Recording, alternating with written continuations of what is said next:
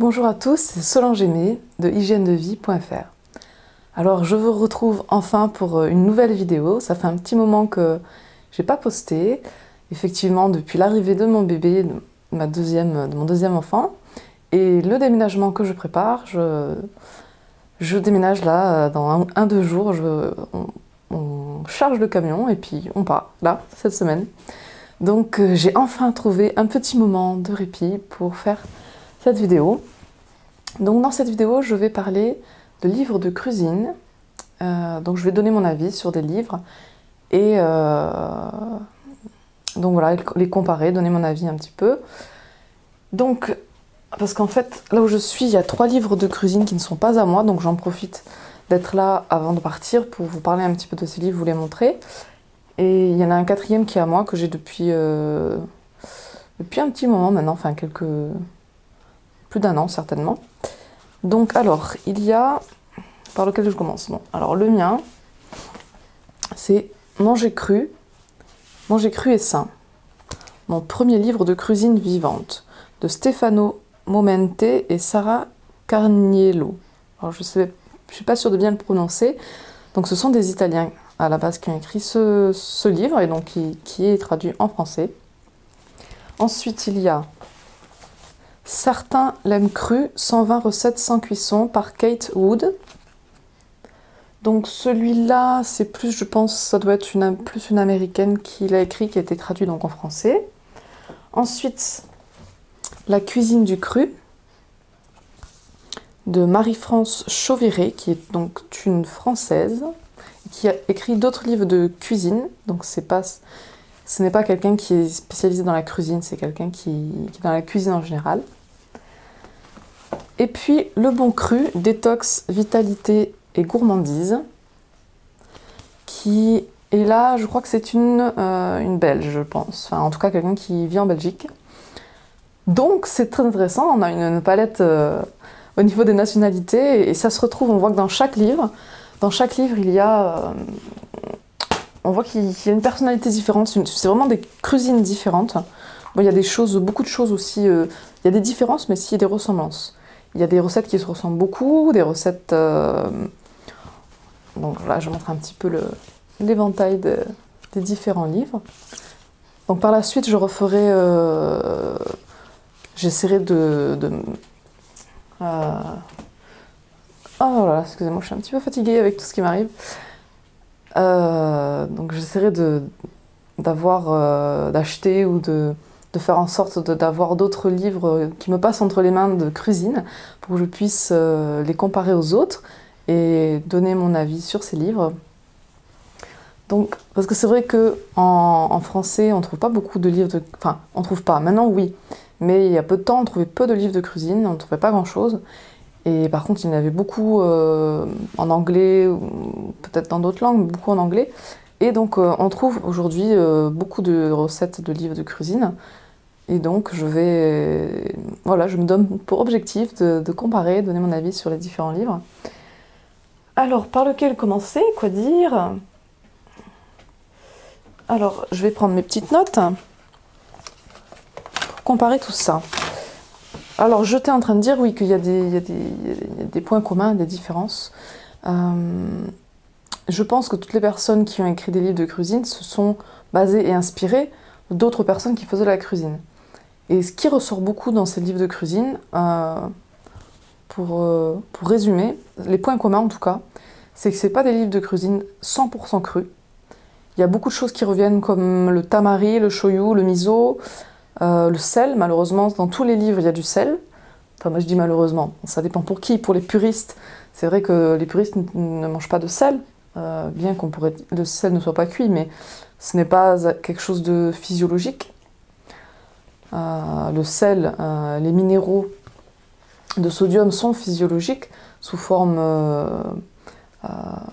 quand ce minéraux est dans le fruit, dans l'aliment directement, quand l'aliment est mangé directement, c'est assimilable. Mais le sel, sous sa forme de sel qu'on retrouve quand on sale nos plats, n'est pas assimilable et crée des problèmes dans le corps.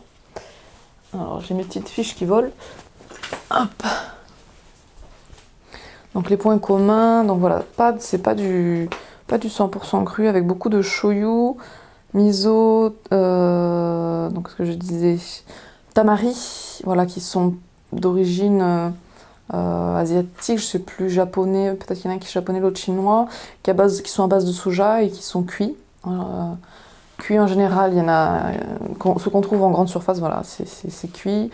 Parfois il y a des produits chimiques dedans, c'est pas de très bonne qualité, donc ces produits sont souvent utilisés en cuisine. Après, qu'est-ce qu'il y avait d'autre comme produit? Le tahin, qui est une crème de sésame, donc ceux qu'on trouve en magasin théoriquement ne sont pas crus puisqu'ils sont pasteurisés, mais on peut le faire soi-même, donc ça peut être cru.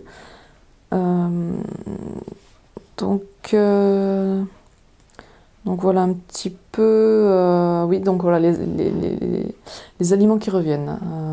Pour saler finalement, ce qu'on retrouve c'est que voilà, il faut saler les plats parce que le shoyu, miso, tamari sont salés, ils permettent de donner du goût, de saler les plats ainsi que le sel. Et voilà. Bon, voilà, après je vais préciser en fonction de chaque livre. Donc, alors est-ce que je compare directement ou est-ce que je fais un point sur chaque livre? Alors, bah, je vais comparer. Non. Bon, je vais faire livre par livre, ça sera plus simple. Comme ça, je vais le prendre dans la main, expliquer un petit peu. Donc, je vais commencer par le premier que j'ai lu, celui-ci. Manger cru et sain. Donc, je l'avais lu il y a longtemps, j'avais testé un petit peu les recettes. Et donc, je l'ai reparcouru rapidement là. Donc, sur ce livre, ce que j'aime beaucoup, c'est qu'il... Alors, ce livre, il fait combien de pages? Il fait 119 pages. Et la moitié du livre est consacrée aux recettes, l'autre moitié est consacrée à d'autres choses. Donc, ça parle du cru et de la santé, etc. Donc, je vais vous donner un petit peu quelques lignes de quoi ça parle et que j'ai bien aimé. Donc, ça parle de la santé en général, donc des maladies, de l'intestin, des enzymes. Ça parle de la couleur des aliments. Donc, j'aime beaucoup aussi, c'est intéressant, voilà. Il y a des conseils, on trouve des conseils pour construire son déshydrateur. Il y a des conseils pour la germination, donc quelle quantité mettre dans un bocal et quels sont les temps de germination. Des conseils pour les transitions alimentaires, donc pour ceux qui sont débutants, qui veulent se mettre au cru, comment s'y prendre. Pour ceux qui ont commencé à s'y mettre au cru et qui veulent continuer à aller de l'avant, quels sont les conseils. Et pour ceux qui sont plus avancés et qui veulent aller vers du crudisme, dans ce livre ils disent pas crudivorisme, ils disent crudisme. Il faut savoir que certaines personnes disent crudisme. Donc voilà, quels sont les conseils pour aller vers plus de crudisme. Il y a aussi également un paragraphe sur les stimulants. Et puis il y a une bonne petite partie sur les protéines, les idées reçues, qu'est-ce qu'il en est des protéines. Voilà, un point sur les protéines dans ce petit bouquin. Donc il est assez complet, il est très bien. Donc dans ce livre, il n'y a pas de photos des recettes. Donc il y a les recettes sans photos.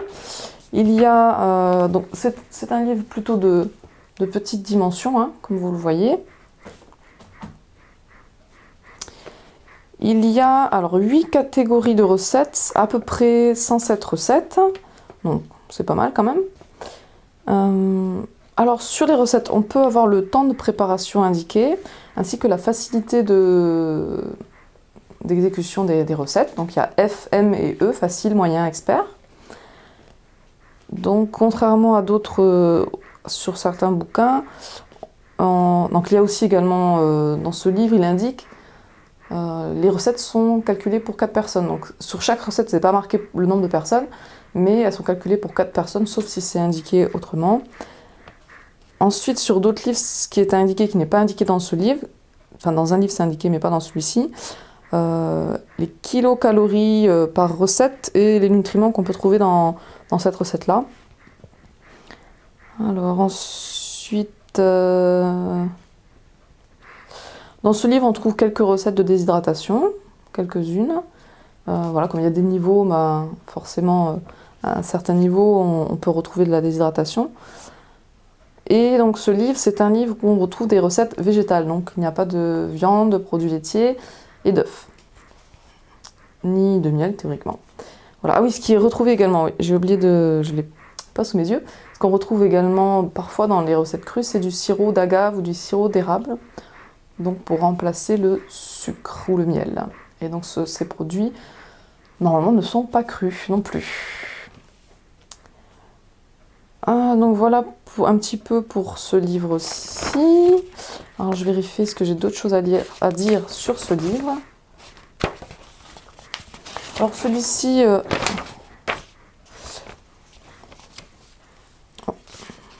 Celui-ci, donc, que j'ai lu il y a un moment, que j'ai relu là, hier, voilà, enfin il y a cette semaine. Oui, donc il faudrait que... Sur les autres livres, j'ai bien relevé un petit peu tous les produits les exceptions au cru qui sont utilisés, donc comme le tamari, shoyu, miso, sirop d'agave, sirop d'érable et autres, la levure. Enfin, je dirais pour chaque livre un petit peu les aliments qui sont pas crus qui sont utilisés. Et donc dans celui-ci, j'ai pas pris le temps cette semaine de vérifier un petit peu tous les aliments les ingrédients qui sont utilisés qui sont pas crus, mais je sais qu'il y a du sel. Apparemment, il n'y a pas de levure. Les ingrédients sont indiqués au début qui sont utilisés, mais il doit y avoir les ingrédients que j'ai un peu utilisés. Je crois qu'il y a du tamari, du miso. Pour le sirop d'érable, ou je sais plus. Bon, je referai un petit point pour repréciser un petit peu les ingrédients là-dedans. Donc voici pour ce livre. Ensuite, on va passer à certains lemmes crus. 120 recettes sans cuisson par Kate Wood. Donc celui-ci est à peu près de la même taille, légèrement plus grand. Nombre de pages 159. On retrouve 8 catégories de recettes différentes. Donc dans tous les livres, dans ces 4 livres de recettes, globalement, on retrouve un peu les mêmes catégories, avec des différences bien sûr. Il y en a qui ont des catégories en moins, d'autres qui ont des catégories en plus. Donc on retrouve les salades, les soupes, les petites douceurs, les encas, les desserts. Bon, voilà un peu globalement ce qu'on peut trouver. Les entrées, les plats, voilà. Donc 8 catégories de recettes dans ce petit livre, 120 recettes. Donc dans ce livre, il est également végétalien, pas de sucre. J'ai marqué qu'il n'y avait pas de sel dans ce livre. Ça m'étonne parce que je me rappelais qu'il y avait du sel un peu partout. Donc il faudrait que je vérifie. Il n'y a peut-être pas de sel, mais il y a dans ce livre justement ce que j'ai relevé, c'est qu'il y avait pas mal de tamari dans pas mal de recettes qui étaient utilisées. Donc c'est pour ça peut-être qu'il n'y avait pas de sel dans ce livre. Alors, je l'ai noté quelque part. Aïe aïe aïe, où est-ce que j'ai mis tout ça? Bon, en tout cas, je sais plus, je retrouve plus le papier. Au niveau des ingrédients que j'avais relevés, je me rappelle qu'il y avait beaucoup de tamari utilisés dans les recettes. Il y a de la levure de bière, donc tamari ou miso, shoyu. Les trois c'est un peu pareil, mais surtout le tamari est utilisé. Il y avait donc de l'huile d'olive qui est utilisée aussi, donc pour les puristes, les personnes qui veulent manger le plus physiologique possible, ces personnes-là ne mangent pas d'huile d'olive. Donc voilà. Il y a aussi du vinaigre dans ces recettes. Il y avait après des noix de cajou qui, dans le commerce normal, ne sont pas crues. Elles sont chauffées pour que la peau soit enlevée. Donc on peut, apparemment on trouve, j'en ai goûté, oui, donc ça existe, des noix de cajou crues, qu'on trouve chez Orkos. Orkos.fr, vous regardez, ou je sais plus quoi, Orkos, vous recherchez sur internet, pour vendre des produits de très bonne qualité. Donc sur ce petit livre de recettes, j'ai sélectionné 20 recettes qui m'ont donné envie, donc dont les ingrédients me correspondaient, parce que personnellement, j'essaye d'éviter au maximum les produits qui ne sont pas crus. Je m'autorise, ça dépend des périodes, je mange de l'huile d'olive, des huiles en général. J'ai eu des périodes où j'en mangeais pas du tout, bon ça dépend. Je n'achète jamais de tamari, de soyou, de miso, ça j'en mange pas. Donc dans les recettes, dès qu'il y a dans une recette il y a ça, soit bah, je fais pas la recette, soit je l'adapte. Si s'il n'y a pas trop d'ingrédients non physio, cuits, je vais l'adapter. S'il y a juste cet ingrédient qui me gêne. Il y a la levure non plus, la levure de bière, moi je n'utilise pas. Les noix de cajou j'utilise, mais comme je tends vers plus d'alimentation physiologique, j'essaie d'éviter les recettes avec des noix de cajou. Sur les noix de cajou, oui, parce que j'achète pas forcément, voilà, je conseille Orcos. J'ai commandé de temps en temps chez Orcos des produits de bonne qualité, mais c'est vrai qu'au niveau financier, bah, comme c'est de la qualité, bah, le prix suit. Et donc je commande pas voilà, régulièrement chez Orcos, c'est assez rare pour l'instant, j'espère que ça va changer. Et donc voilà, je n'achète pas des noix de cajou régulièrement, mais de temps en temps, ponctuellement, ça peut être bien. Enfin bon, chacun fait ses choix, ses exceptions, manger plus ou moins cru. Donc les recettes que j'ai sélectionnées correspondent à mes critères, bien sûr. Ce sont mes envies à moi, mes critères. Donc j'ai sélectionné à peu près une vingtaine de recettes dans ce livre. Je ne les ai pas encore eu le temps de toutes les tester, parce que j'ai lu ces livres il n'y a pas longtemps. J'en ai testé quelques-unes. J'ai testé le bhaji d'oignon. Dedans, il y avait du tamari, donc je n'ai pas mis de tamari, j'ai juste enlevé le tamari. Et c'était très bien, que ça a bien rendu, j'ai bien aimé. Juste sur la façon de faire les bhajis, j'étais pas sûre d'avoir très bien compris les explications, quelle forme donner, quelle grandeur, petitesse donner au bhaji. Donc j'ai fait ce que j'avais compris au feeling, ça a très bien rendu, j'ai très bien aimé. J'ai testé les cookies à la coco. Alors au niveau du goût, c'était très bon, c'était pas mal. Par contre, au niveau du temps de déshydratation, j'ai trouvé que... Enfin, au niveau de la déshydratation, parce que c'est déshydraté dans cette recette, les bhajis c'est déshydraté aussi. J'ai trouvé que... donc au niveau du goût, c'était bon, mais ça prenait pas, comment dire, ça tenait pas, comme des vrais cookies où c'est dur, ça tient. Ça restait relativement mou. Dans la recette, il y avait des bananes, noix de cajou, raisins secs, noix de coco. Et pour moi, dans ces ingrédients, il n'y a rien qui fait que ça tient vraiment, que ça devient croustillant, que ça devient dur. C'est resté assez mou. Donc, d'ailleurs, ma fille qui en a mangé, bah, elle en a mis un peu partout parce qu'elle a mangé debout. Et puis, on en a retrouvé un peu partout, elle a fait le petit poussé, parce que bah, ça tient pas, quoi, ça tombe. Donc, voilà, au niveau du goût, c'était bon, mais au niveau consistance, temps de déshydratation, ça correspondait pas trop pour moi. Donc pour moi, une recette peut-être améliorée ou à manger autrement que pas sous forme de cookies, mais peut-être sous forme de crème. Voilà. Autre recette que j'ai testée, qu'est-ce que j'avais testé comme... Oui, j'ai testé les crackers à l'ail. Dedans, il y avait du miso que j'ai pas utilisé et du piment, je crois, mais j'avais pas de piment sous la main. Donc j'ai fait juste avec, c'était une recette très simple, il y avait très peu d'ingrédients, avec de l'ail et du persil. Et donc temps de déshydratation, pareil, j'étais pas sûre de l'épaisseur des crackers. Après ça manquait peut-être de détails, en tout cas pour moi, je suis assez stricte. Et donc au niveau du goût, donc sans piment et sans miso, pour moi c'était moyen, assez moyen quand même.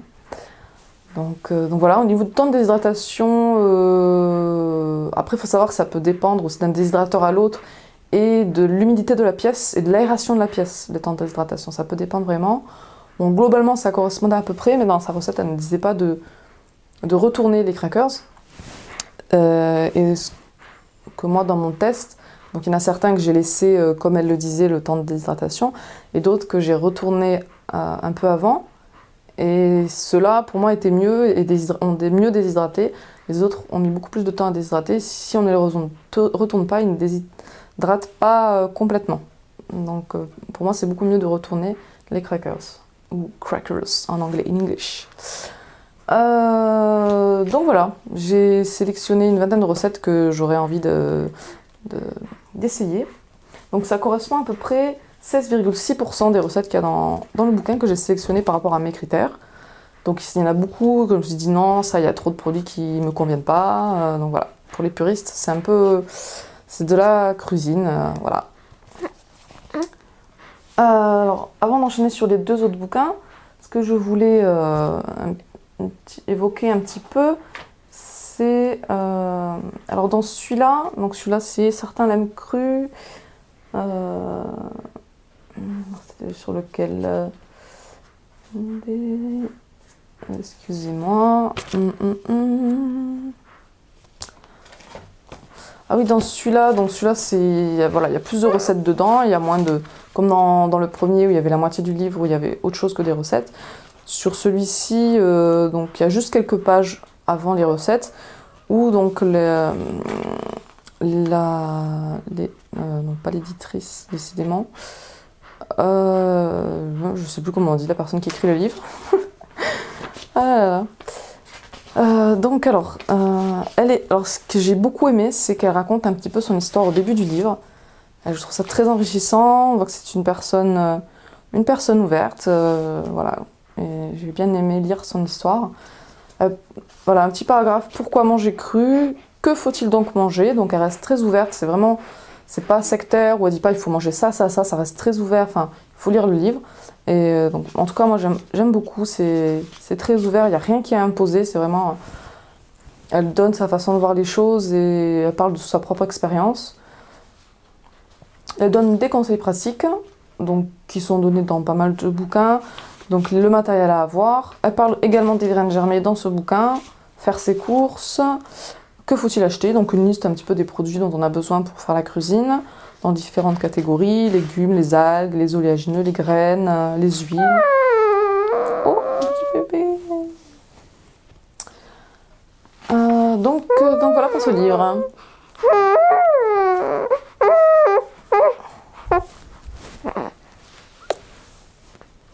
Donc s'il y a besoin, je vais faire une petite pause. On a déjà fait la moitié. Donc j'ai oublié de préciser que dans ce livre, il n'y a pas non plus de photos des recettes. Donc nous enchaînons avec La cuisine du cru de Marie-France Chauvéret, donc, qui a fait également d'autres livres de cuisine, donc qui n'est pas... c'est pas... ouais. Bon bref. Donc dans ce livre, on trouve des photos et c'est assez joli, c'est vrai, c'est très agréable de trouver des photos. Donc au niveau du format, c'est un format légèrement plus grand que les autres. Il y a, donc le format est un peu plus grand, il y a sur celui-là, La cuisine du cru, 64 pages. Il y a 6 catégories de recettes, donc un peu moins que les autres. 71, à peu près 71 recettes. Donc dans celui-ci, comme je le disais, c'est pas une dame qui est spécialisée dans la cuisine. Elle est spécialisée dans la cuisine en général. Et donc le point donc justement qui m'a déçue par rapport à ça, c'est qu'il y a beaucoup d'ingrédients qui ne me conviennent pas. Donc dans ce livre n'est pas végétarien contrairement aux autres. Dans ce livre, on trouve des recettes avec de la viande, avec un petit peu de fromage, un petit peu d'œuf, une fois peut-être qu'il y avait de l'œuf, un petit peu de fromage et de la viande, des poissons, de la viande. Donc, personnellement, moi je mange un peu de viande crue, de poisson cru, des œufs crus, fromage au lait cru de temps en temps, bien que ce soit pas, malgré l'appellation au lait cru, ça ne soit pas vraiment cru, parce qu'il y a une étape suivante. Certains fromages, on l'utilise... l'appellation lait cru, ça veut dire que c'est du lait cru qui est utilisé, contrairement à d'autres fromages où ça va être du lait pasteurisé. Mais des étapes suivantes, il y a plusieurs étapes dans la fabrication du fromage, il y a des étapes de cuisson. On chauffe le lait. Donc le lait est cru à la base, mais on chauffe le lait. Donc c'est une appellation au lait cru, mais véritablement le fromage n'est pas cru. Donc bon, j'avoue, de temps en temps, je mange du fromage au lait cru, de chèvre. Mais bon, donc voilà, ça c'est en ce qui me concerne. Donc il y a de la viande, et donc dans les 71 recettes, il y a à peu près 30, 40, presque 40 recettes avec de la viande, du poisson, du fromage. Donc pour ceux qui n'en mangent pas, ben, ça diminue le nombre de recettes potentiellement utilisables dans ce livre. Donc ça diminue à une trentaine de recettes. Alors je n'ai sélectionné que 8 recettes dans ce bouquin, parce qu'il y a beaucoup d'ingrédients qui ne me convenaient pas, ce qui correspond à peu près 11,2% des recettes. Donc en ce qui concerne les viandes et poissons, je n'en ai pas vraiment sélectionné, puisque moi je la mange assez naturelle ou en tartare avec quelques épices. Enfin, j'ai pas eu envie de trouver des recettes de viande, voilà. Mais peut-être que certains, ça peut les intéresser. Donc, dans ce livre, quels sont les ingrédients qu'on trouve que je n'ai pas trop appréciés et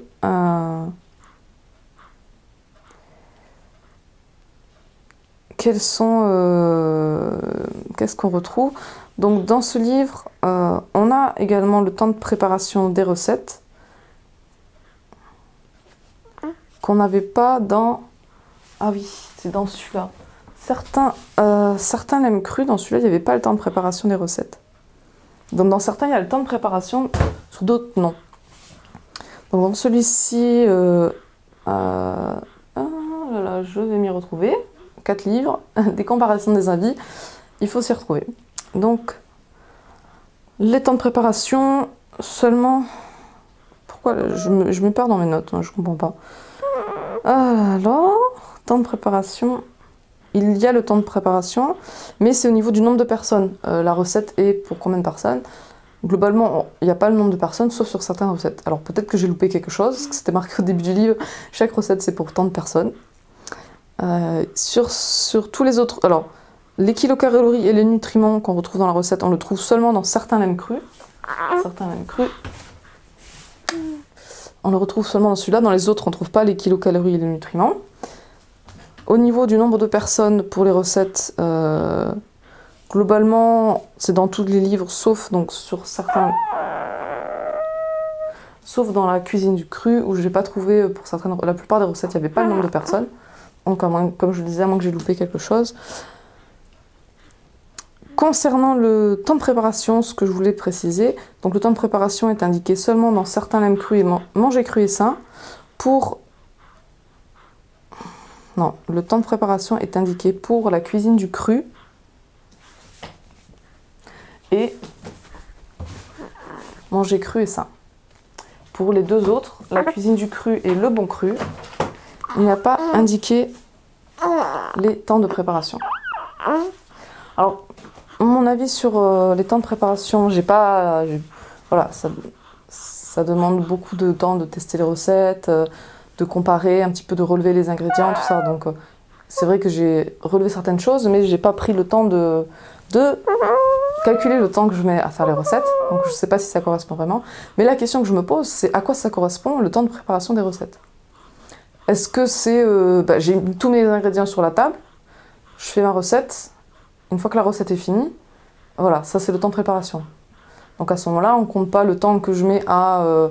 voilà, alors j'ai besoin de ça, ça, ça, je cherche dans les placards, je le pose sur la table parce que mine de rien, bon, autant si c'est une recette simple avec un ou deux ingrédients, bon, on compte rien, mais autant si c'est une recette un peu plus compliquée, il faut aller chercher dans les placards tous les ingrédients, dans les étagères, mais même parfois aller faire les courses. Alors ça dépend si on prévoit de faire la recette à l'avance ou pas. Et après, il y a le temps pour faire la vaisselle aussi, sauf pour ceux qui ont la vaisselle, on compte rien, mais mine de rien, on se rend compte que sur certains temps où il y a marqué, ça peut être 10 minutes ou 5 minutes, je sais pas, derrière, il y a quand même, voilà, il faut compter plus de temps si on veut le temps de rentrer dans la cuisine et d'en ressortir et que la cuisine soit propre et rangée. donc voilà, voilà, globalement, on peut comparer les recettes si on voit qu'il y en a qui sont plus longues que d'autres, d'autres qui sont plus courtes. En fonction du temps qu'on a, on peut se dire, voilà, je vais plutôt prendre celle-là, mais peut-être pas trop se fixer, se dire ça prend 10 minutes, j'ai 10 minutes. Aussi penser à calculer le temps que vous allez prendre à rassembler tous les ingrédients et ranger votre cuisine. Sauf si c'est pas grave pour vous de la laisser en plan. Et c'est pas grave, on revient après pour ranger. Donc voilà, c'est pour dire qu'il faut penser à ça aussi. Donc les ingrédients, les fameux ingrédients, qu'est-ce que je pense un petit peu de ce livre La cuisine du cru, donc où il y a des photos pour quasiment la plupart des recettes, il y a des photos, c'est très très joli, ça donne bien envie. Mais j'étais bien dégoûtée par les ingrédients. Donc il y a beaucoup de sucre qui est utilisé dans les recettes, pas mal de sucre quand même. Donc dans presque 20 recettes on retrouve du sucre quand même. Il y a un petit peu d'alcool dans certaines recettes, quelques rares recettes où on trouve de l'alcool.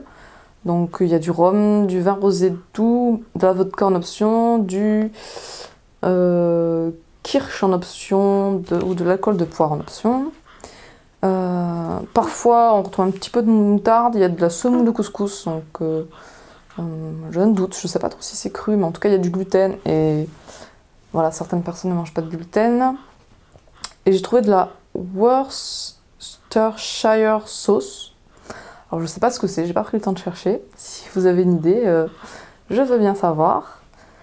Donc voilà, déjà le fait qu'il y a beaucoup de sel aussi d'utiliser, beaucoup de vinaigres différents, du vinaigre d'alcool blanc, du vinaigre de vin blanc, du vinaigre de vin rouge, du vinaigre de cidre, du vinaigre balsamique, du vinaigre de xérès, du vinaigre de vin, du vinaigre de riz clair. Il y a beaucoup de types de vinaigre.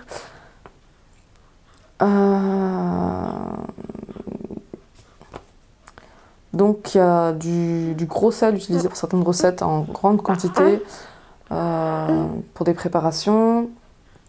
On trouve beaucoup de sel dans les recettes aussi. Donc voilà, au fur et à mesure que je lisais les recettes, je me disais quoi, encore du sucre et tout, du sucre.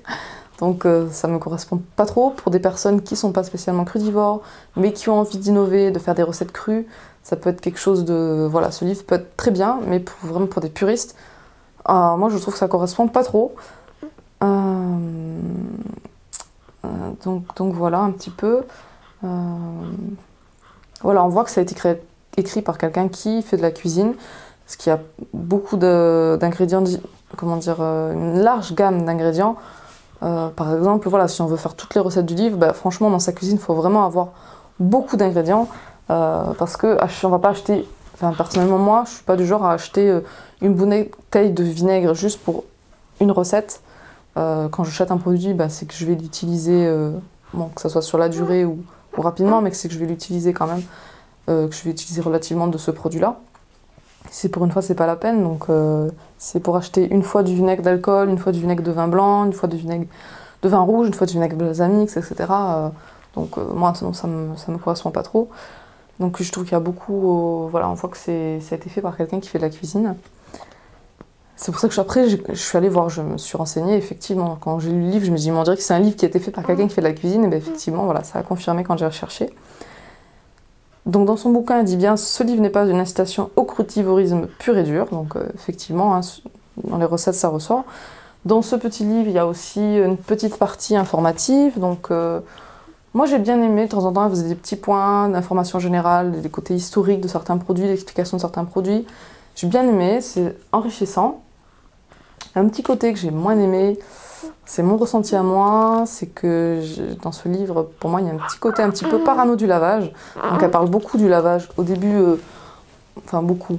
Voilà, comparé au nombre de pages, comparé un petit peu à la petite introduction du livre, pour moi, ça fait, voilà, elle met beaucoup d'insistance sur le lavage. Dans les recettes, elle le redit, laver les légumes.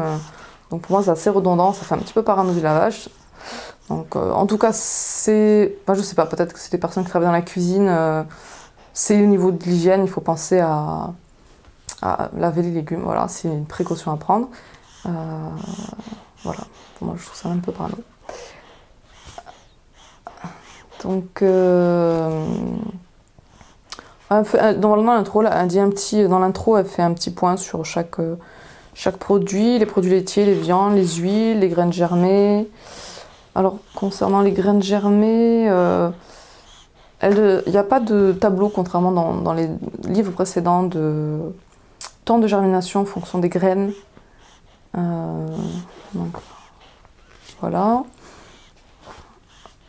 Donc, l'intro est très petite, plus petite que les autres. On arrive directement dans les recettes, dans le vif du sujet. Ensuite, est-ce qu'il y a autre chose? Oui, ce que j'ai bien aimé, c'est que c'était des recettes assez atypiques. Il y a pas mal de mélanges sucré-salé. C'est des recettes voilà, qui... Voilà, on se dit, oh tiens, oh, c'est un peu bizarre, mais je pense que ça vaut le coup de tester. Donc, comme il y avait pas mal d'ingrédients qui ne me convenaient pas, j'ai relevé certaines recettes, certaines, je vais pouvoir les faire avec tous les ingrédients, d'autres, il va falloir que ça m'inspire pour tester des mélanges, on va dire, des combinaisons.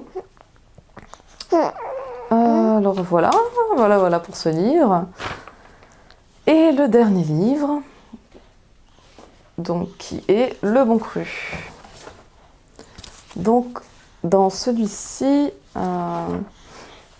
il est indiqué « L'alimentation crue est fondée sur des produits biologiques d'origine végétale ». Alors, moi, je ne suis pas forcément d'accord. L'alimentation crue, bah, ça veut dire l'alimentation crue. Donc, on peut manger, si on veut, de la viande crue, des œufs crus. Donc après, pour moi, on n'a pas à mélanger alimentation crue et... Enfin, comment dire, donc voilà, c'est à chacun de décider est-ce que je mange cru ou pas, est-ce que je mange végétalien ou végétarien ou pas. Et pour moi, c'est pas parce qu'on mange cru qu'on mange végétarien ou végétalien. Donc voilà. Et pareil, dans le livre, c'était Manger cru et sain, le premier que j'ai montré. Il y a écrit dans l'idéal, le crudisme est vegan. Donc, il y a marqué dans l'idéal. Ça veut dire quoi? Est-ce que ça veut dire physiologiquement ou est-ce que ça veut dire éthique, de manière éthique? Parce que physiologiquement, on est frugivore. Frugivore, c'est le régime des grands singes. Et que mangent les grands singes? Effectivement, ils mangent beaucoup de fruits, beaucoup de feuilles vertes, mais ils ne sont pas forcément exclusivement végétariens ou végétaliens. Donc ils peuvent manger des petits animaux, des insectes. Ils peuvent, s'ils trouvent, ça peut leur arriver ponctuellement, rarement, de manger des œufs, et puis même du miel s'ils en trouvent, mais c'est extrêmement rare. Donc pour moi, voilà, après il y a différents termes, crudivorisme, frugivorisme, alimentation vivante, comment dire, après il y a, bon, on peut trouver différents termes dans le cru. Donc là c'était pour faire un point par rapport au cru et au végétarien. Voilà. Qui dit crudivore ou frugivore ne dit pas forcément végétalien ou végétarien. Le Bon Cru. Donc celui-là est encore un format plus grand, donc comparé au premier livre qui était le plus petit. Donc vous voyez un petit peu la dimension. Un très très beau livre aussi avec des photos, vraiment comme le livre est grand, il y a des grandes photos sur une page. Donc au niveau comment dire, du design un petit peu du livre, des photos, du style des photos, c'est mon préféré. Alors, j'ai vraiment un coup de cœur. Je le trouve vraiment très joli, un petit peu raffiné les photos, je trouve. Un petit peu dans la délicatesse aussi, dans la douceur, j'aime bien. J'aime beaucoup ces photos. Au niveau des recettes, sur ce livre, j'en ai sélectionné, donc pareil, donc celui-là n'est pas 100% cru, on retrouve dans tous les livres, on retrouve du sel, on retrouve du tamari, du miso, du sirop d'érable et d'agave. Alors, dans celui-ci, qui s'appelle Le Bon Cru, donc celui-ci aussi a une petite partie d'introduction, alors... Voilà, quelques pages d'introduction intéressantes où il y a également l'expérience de la personne qui a écrit le livre. Enfin, ce sont deux personnes. Anna de Léou et Hélène Pullman. J'ai un peu du mal à le dire. Excusez-moi pour l'auteur. Donc là, il y a également l'auteur qui parle de son vécu. Donc c'est enrichissant. On parle d'alimentation, de santé. Pourquoi cet ouvrage? Le goût et les couleurs. Donc dans ce livre, on parle aussi des couleurs. L'influence des couleurs sur notre organisme. Donc enrichissant. Et dans ce livre, qu'on ne parle pas dans les autres, on parle de... Outre la couleur, la lumière importe également. On parle de... j'avais noté là... Excusez-moi. Énergie de lumière, voilà. Le Dr Pop, chercheur allemand. Donc c'est quelque chose que j'ai pas encore, comment dire, approfondi dans le cru. J'en avais entendu parler d'énergie de lumière dans le cru. Et c'est quelque chose qui, voilà, en lisant ça, ça me donnait envie de refaire des recherches sur cette notion-là de lumière, d'énergie de lumière qu'on retrouve dans les aliments crus. Plus en fait ils sont cueillis à maturité et mûrs, plus il va y avoir de l'énergie de lumière dans les aliments, et ce qui va nous donner de l'énergie.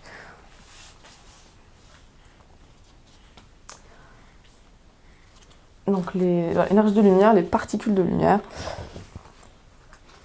Alors, donc également une petite partie garde-manger avec les différents aliments à avoir pour faire sa cuisine, les différents ustensiles de cuisine, comment faire germer, une petite partie qui explique la germination, une bonne partie, le séchage des aliments, et on enchaîne sur les recettes. Donc sur les recettes, donc dans ce livre, Le Bon Cru, on retombe 119 pages, on retrouve à peu près 75 recettes. J'en ai sélectionné plus ou moins 14, qui représentent 18,6% des recettes. Donc dans ce livre, on retrouve un petit peu de déshydratation. Donc ce livre est végétalien. Qu'est-ce que je voulais dire au niveau des recettes? J'ai pas encore testé des recettes sur ce livre, mais en tout cas, voilà, il y en a certaines que j'ai relevées pour les tester. C'était sur lequel? Oui, je crois que c'était... non, c'est le dernier que j'ai lu, celui-là. Est-ce que... oui, c'est le dernier que j'ai lu, celui-là. Ouais, il y a des trucs... Donc dans celui-là, là, il y a, donc, par exemple au niveau du sel, il y a 30 à peu près 30 recettes où on retrouve du sel. Le citron vert est très très utilisé dans ces recettes. Il y a à peu près 25 recettes où on retrouve du citron vert. En tout cas, j'ai... ah oui, il y a le daikon aussi, c'est un légume que je connais pas, qui est beaucoup utilisé, enfin pas mal, qu'on retrouve dans les recettes de cuisine. Et moi, quand je vois une recette où je vois daikon, je dis bah mince, je peux pas faire cette recette parce que j'ai pas de daikon.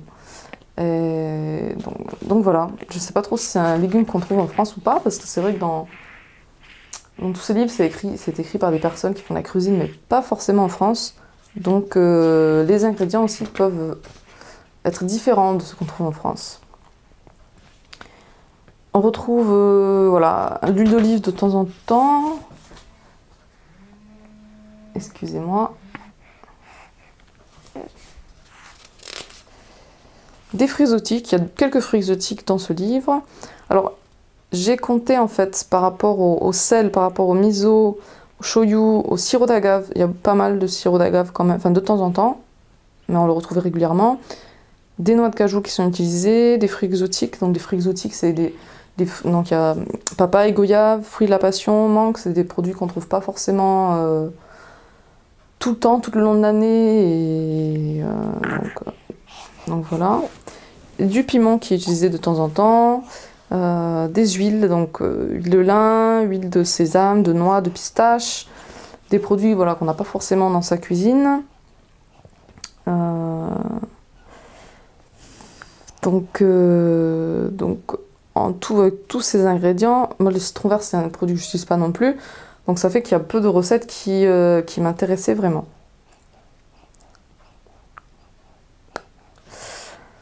Donc voilà, pas évident de comparer tout ça, mais voilà, j'ai essayé de faire de mon mieux. Je vais faire un document qui résume tout ça pour d'un seul coup d'œil pouvoir comparer les différents livres en fonction, peut-être comme ça en fonction de ce que vous recherchez, vous pourrez plus choisir un livre qu'un autre.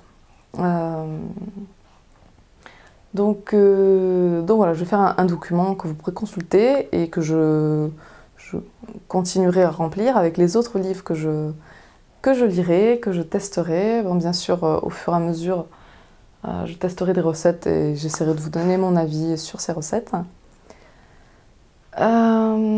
Écoutez, j'étais ravie d'avoir eu l'occasion de faire cette vidéo. Avant de déménager, j'aurais pas internet tout de suite. Donc voilà, je vais continuer à m'occuper de mes enfants et puis prendre le temps d'aménager dans mon nouveau lieu de vie. Donc vous aurez pas forcément, ne vous attendez pas à avoir beaucoup de vidéos ces temps-ci.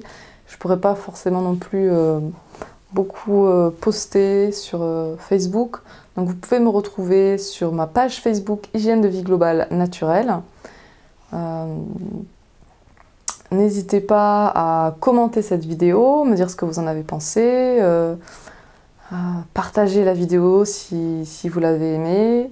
J'essaierai de répondre au mieux aux commentaires, donc là ça va être un petit peu difficile dans les prochains jours je pense. J'aurai le temps peut-être...